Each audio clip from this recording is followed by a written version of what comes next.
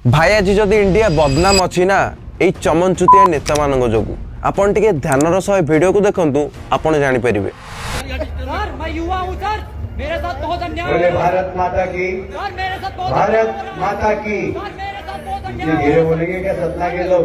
बोले भारत। समस्या क्या है बता ना सर। समस्या है मेरे को व्यापक घोटाले का मास्टरमाइंड बोले भारत सुधीर सिंह भदौरिया माता कर रहा है। की, सुधीर सिंह भारत माता की।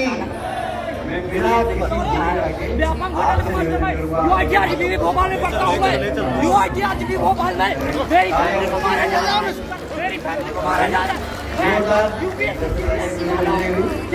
क्या हो गया?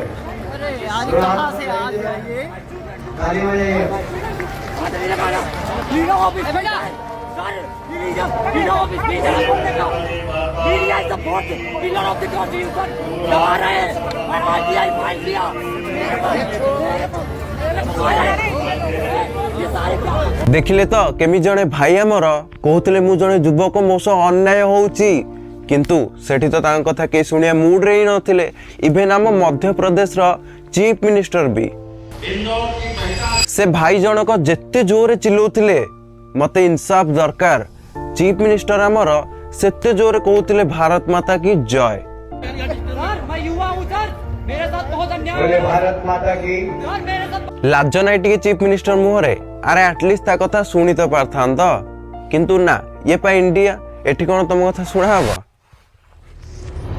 लात मारिकी तुम बाहर काढ़ा हबो। This is reality.